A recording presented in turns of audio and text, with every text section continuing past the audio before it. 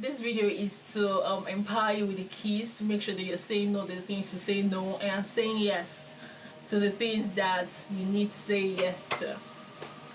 And I think being a people pleaser and actually being able to say no are interrelated. If the importance of saying no, like when you need to say no, it's really important. You need to say no, and three major reasons. Number one, the more you say yes to people or to things when you felt you should have said no, is the more you start to lose your self-esteem. Your self-esteem keeps reducing because it means you're telling yourself that I appreciate other people more than myself, I love other people more than myself.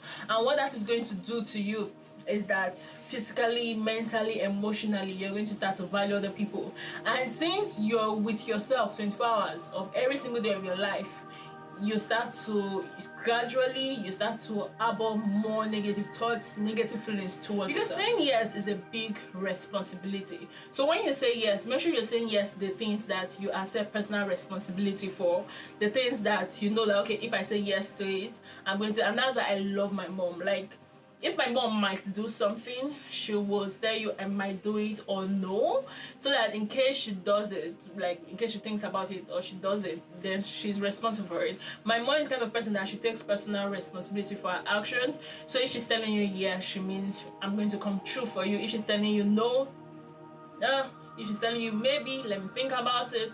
So we need to be that kind of person. We need to be the kind of person that are responsible for our words, for our actions.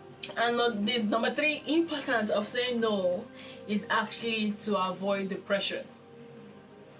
How does depression come? From someone that has been depressed for 20-something years, I'm going to tell you how depression comes.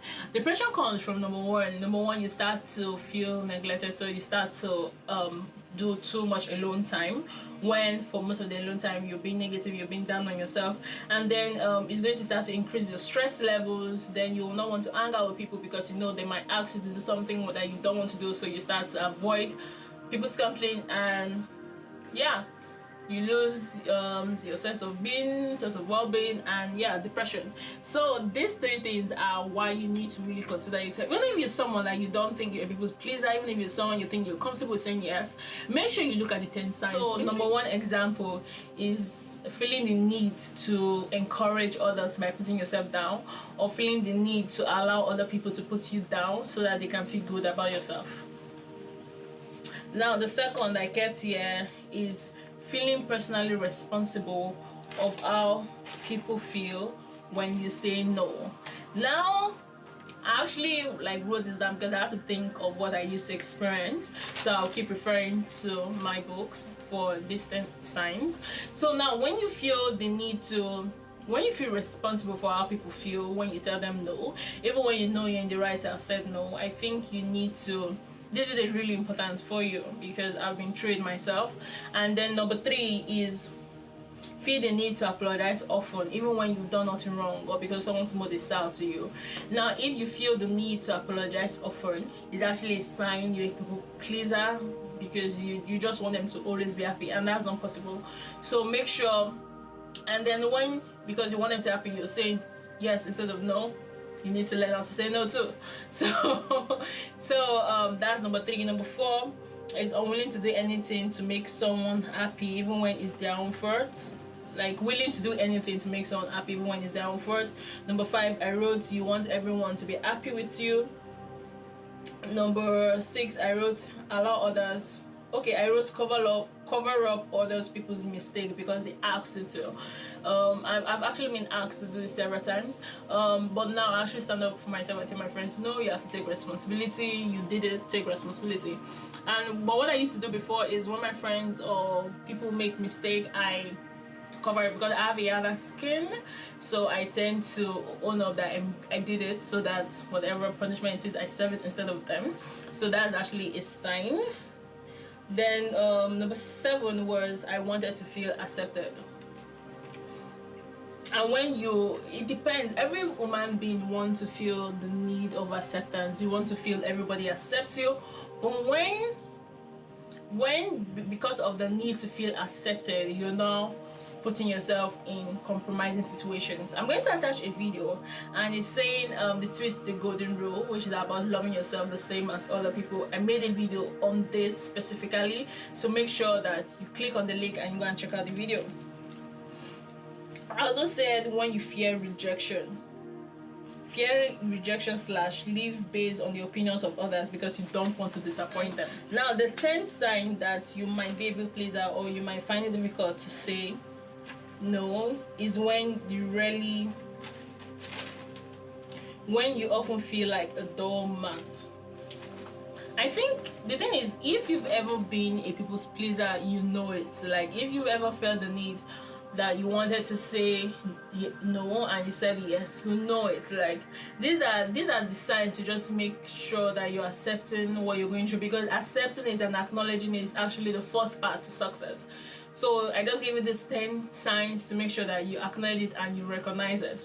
But sincerely, I think for everyone that is a people pleaser, people that find it difficult to say no, we actually know ourselves. And it's really, really important for you to know you are, which was why I gave the 10 signs once again. Because once you know you are, you start to be very, very conscious when people are talking to you. You start to be very conscious of yourself when you're saying yes. Like, I got so used to saying yes to people that I was preparing for an exam and I was with just a pen. And a friend of mine, Wale, hi Wale, a friend of mine, Wale, just was like, hey Elizabeth, can I use your pen? I have an exam right now. And I was standing in front of my exam. I just did not call us in, and I wasn't really listening to him. I just have a default yes, sincerely. And I told him yes, and he took the pen and he ran off. And I was like, wait, Wale? And he was like, thanks, bye, and he ran this and he sprinted off. And I was asking my friends that, wait, what just happened? And they're like, Wale asked if you could lend him your pen, and you said yes. I was like, no, that was the only pen I had. Like, I had to borrow someone else's pen to actually write that paper. So, and that is me. So now when people are talking to me or when people ask me, I have to make sure that I'm thinking before I speak, and I have to make sure, because I know who I am, so I have to make sure that I'm turning that into a strength and not a weakness. So now, how to say no when you feel to say yes. Are you ready for this statement? This statement actually helped my life, and it was the foundation that my life just went to a better place. And it's the statement right here. To stop saying yes when you feel to say no is for you to recognize that you are just as important as other people. So make sure the next time someone asks you a question and you want to say no to them and you find it difficult, you remind yourself, I'm just as important as this person. And you have your answer right there. Also, a bonus is ask yourself a follow-up question. Won't be, is this going to hurt me? Is this going to compromise my beliefs, my principles? Let me know in the comment section what you think about this video. Give this video a thumbs up and make sure you subscribe. Your notification button is on. I put content every Tuesday, every Friday. It's been nice talking to you guys. Take care of yourself and see you in the next video. Don't forget to follow me on Instagram, Twitter, like TikTok at Elizabeth Oboro. Oboro means goodness. So see you in the next video.